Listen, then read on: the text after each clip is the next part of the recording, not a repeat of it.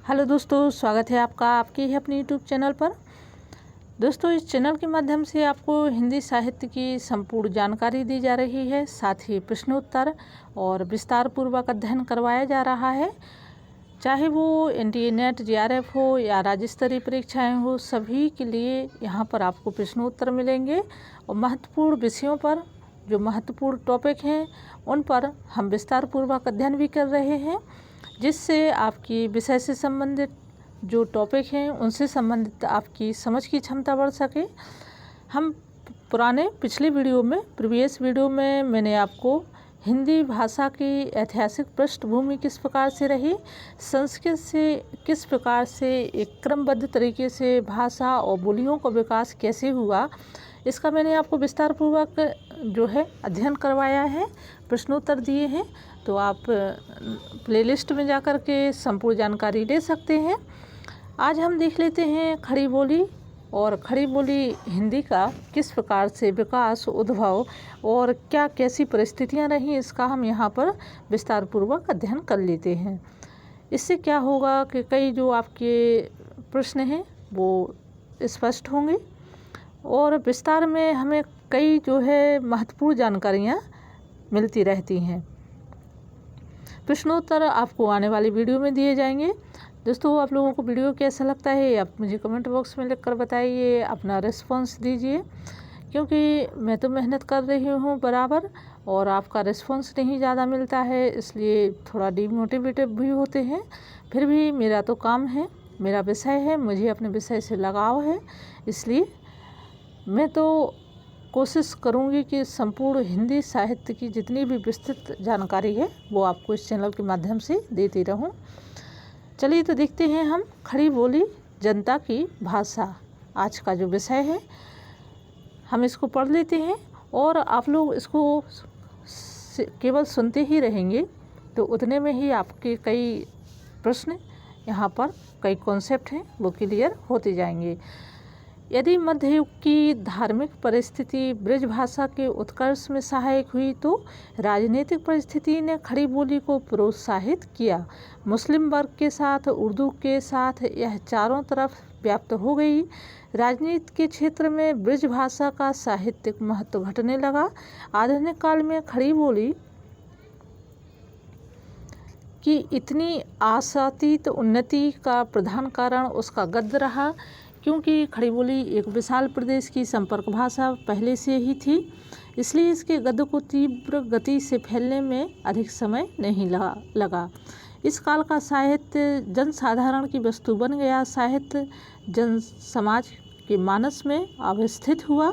रूढ़िग्रस्त भाषाओं का पराभव हुआ।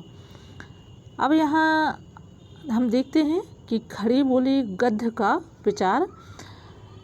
इसके अंतर्गत यहाँ बताया है कि अंग्रेजों के शासनाधीन होने के पश्चात सन 1856 के बाद मध्य देश की भाषा खड़ी बोली पर शासन परिवर्तन का प्रभाव पड़ा। खड़ी बोली की प्रचुरता बढ़ने लगी, ब्रज भाषा का महत्व घटने लगा। यहाँ जो महत्वपूर्ण बिंदु दिए हुए हैं तो उन पर हम नज़र डाल देते हैं। शासन कार्य की सुचारू संचालन हेतु अंग्रेजों को गद्य की आवश्यकता प्रतीत हुई। फलस्वरूप फोर्ट विलियम कॉलेज के अंग्रेज अधिकारियों की प्रेरणा से लल्लू लाल जी ने खड़ी बोली का तथाकथित सर्वप्रथम प्रयोग प्रेम सागर में किया। अब देखिए, जो कुछ ऐसे महत्वपूर्ण बिंदु हैं जिन पर हम अंडरलाइन कर लेते हैं। तो फोर्ट विलियम कॉलेज में अंग्रेज अधिकारियों के कहने पर लल्लू लाल ने सबसे पहले खड़ी बोली का प्रयोग किसमें किया? प्रेम सागर में किया। खड़ी बोली की सशक्तता इतनी अधिक थी कि उस समय यह समूचे उत्तर भारत की लोकभाषा बन गई। साहित्यिक क्षेत्र में भारतेंदु के प्रभाव से और धार्मिक क्षेत्र में स्वामी दयानंद सरस्वती के प्रभाव से खड़ी बोली गद्य का प्रचार प्रसार हुआ। 19वीं सदी के अंत तक हिंदी काव्य की भाषा ब्रज एवं गद्य की भाषा खड़ी बोली हो गई। ये जो खड़ी बोली की प्रारंभिक स्थिति है ये आपको बताई जा रही है। शिक्षा, प्रसार, मुद्रण काल और पत्र पत्रिकाओं के प्रचार से काव्य भाषा ब्रज और नागरिक जनता की भाषा खड़ी बोली के बीच का यह अंतर जनता को असहाय हो उठा। फलस्वरूप महावीर प्रसाद द्विवेदी एवं अयोध्या प्रसाद खत्री ने ब्रज भाषा के विरुद्ध विद्रोह का स्वर उठाया। ब्रज भाषा का अभिव्यक्त क्षेत्र अत्यंत सीमित और संकुचित था। श्रृंगार ही श्रृंगार के कोमल मधुर भाव नवजागरण के साथ अनेक सामाजिक, सांस्कृतिक और राजनीतिक समस्याएं खड़ी हो गईं, जिनकी अभिव्यक्ति हेतु ब्रज भाषा में कोई परंपरा नहीं थी। अब हम देख लेते हैं मानक हिंदी का भाषा वैज्ञानिक विवरण। तो यहाँ जो मानक हिंदी है वह किस प्रकार से उसका एक क्रमिक जो है क्रमगत उसका रूप सामने आया। शिक्षित वर्ग द्वारा शिक्षित वर्ग के लिए भाषा का जो सामान्यीकृत आदर्श तैयार होता है उसे भाषा का मानक रूप कहते हैं। यह स्वरूप शिक्षा, संचार माध्यमों और सरकारी कामकाज में प्रतिष्ठित होता है। मानक भाषा को व्यापक रूप से सामाजिक मान्यता प्राप्त होती है। इसका क्षेत्र बोली के क्षेत्र से बड़ा होता है। दोस्तों यहाँ पर ये जो है मानक भाषा की हम विशेषताएं इसे समझें। जो मानक भाषा के महत्वपूर्ण बिंदु है, पॉइंट है कि मानक भाषा किसे कहते हैं, तो इसकी पूरी परिभाषाएं विशेषताएं ही यहाँ पर बताई जा रही हैं। तो महत्वपूर्ण है ये आप लोगों के लिए। तो मानक भाषा को व्यापक रूप से सामाजिक मान्यता प्राप्त होती है। इसका क्षेत्र बोली के क्षेत्र से बड़ा होता है। यह किसी एक बोली के आधार पर विकसित किया जाता है, परंतु अपने विकास के अनेक बोलियों का मिश्रण हो जाता है और क्रमशः अपनी मूल बोली से भी अंशों से दूर हो जाता है। इस तरह इसका स्वतंत्र अस्तित्व बन जाता है। उदाहरण स्वरूप खड़ी बोली का क्षेत्र मेरठ और बिजनौर का रहा, किंतु व्यापकता के कारण, अक्षर योजना के कारण व्याकरण में परिवर्तन हुआ। अब हम देखते हैं कि जो मानक भाषा है इसमें और क्या क्या जो है नियम हुए। तो व्याकरण का भाषा के मानकीकरण में आवश्यक योगदान होता है।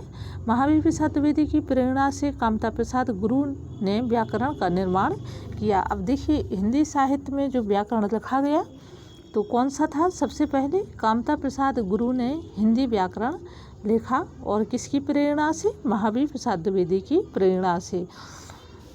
केंद्रीय हिंदी निदेशालय ने नागरी लिपि और अंकों के एक रूपता लाने हेतु उपयोगी सुझाव प्रसारित किए। शिक्षा के क्षेत्र में विश्वविद्यालयों का योगदान भी सराहनीय रहा। वैज्ञानिक और तकनीकी शब्दावली आयोग ने विज्ञान, आयुर्विज्ञान, अभियांत्रिकी, मानविकी आदि विश्वविद्यालयी विषयों पर अनेक शब्दावलियों को प्रकाशित करके उच्चतम शिक्षा में हिंदी के प्रयोग में भारी सहायता पहुंचाई। गैर सरकारी स्तर पर हिंदी के मानकीकरण में सिनेमा, रेडियो, पत्रिकाओं, छापेखाने और उनसे निकलने वाली असंख्य पुस्तकों से सहायता पहुंचाई। वर्तनी का मानकीकरण किया गया, शब्दावली का मानकीकरण किया गया, साथ ही व्याकरण निश्चित किया गया। कब? जब खड़ी बोली हिंदी और भारतीय युग के बाद और द्विवेदी युग के प्रारंभिक की स्थिति यहाँ पर बताई गई है। शब्द रचना, हिंदी में शब्द रचना के 4 प्रकार होते हैं। कौन कौन से होते हैं?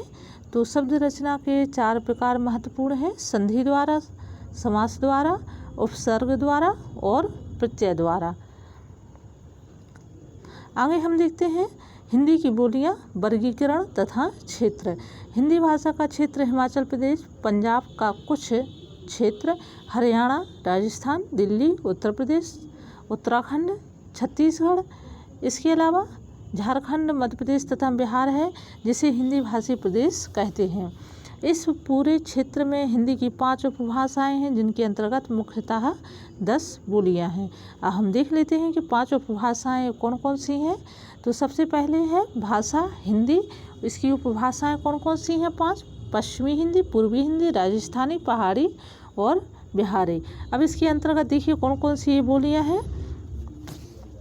तो पश्चिमी हिंदी की बोली कौन सी है? खड़ी बोली या कौरवी, ब्रजभाषा, हरियाणी, बुंदेली और कन्नौजी। पूर्वी हिंदी की बोलियां हैं अवधी, बघेली और छत्तीसगढ़ी। राजस्थानी हिंदी की बोलियां हैं पश्चिमी राजस्थानी, जिसे मारवाड़ी कहते हैं। दूसरे नंबर पर है पूर्वी राजस्थानी, जिसे जयपुरी कहते हैं। तीसरे नंबर पर है उत्तरी राजस्थानी, जिसे मेवाती। और दक्षिणी राजस्थानी, इसे मालवी भी कहते हैं। पहाड़ी हिंदी के अंतर्गत पश्चिमी पहाड़ी हिंदी, मध्यवर्ती पहाड़ी, कुमायूं, गढ़वाली, ये इस पहाड़ी हिंदी के अंतर्गत की बोलियां हैं। इसके अलावा 5वें नंबर पर बिहारी, बिहारी में भोजपुरी, मगही, मैथिली जो है बिहारी के अंतर्गत ये जो है उप बोलियाँ आ जाती हैं। हम देखते हैं कि खड़ी बोली का जो है किस प्रकार से क्रमिक रूप आगे बढ़ा। खड़ी बोली शब्द का प्रयोग दो अर्थों में होता है, एक तो साहित्यिक हिंदी खड़ी बोली के अर्थ में और दूसरे दिल्ली मेरठ के आसपास की लोक बोली के अर्थ में।